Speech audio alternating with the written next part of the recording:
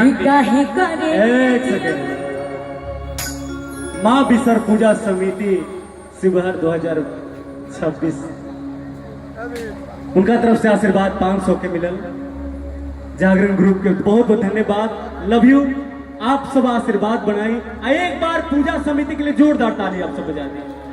प्रेम से बोली विषहारा मैया की।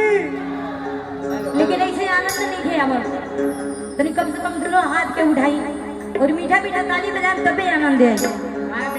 कहे कहे नौजवान भाई लोग जी बा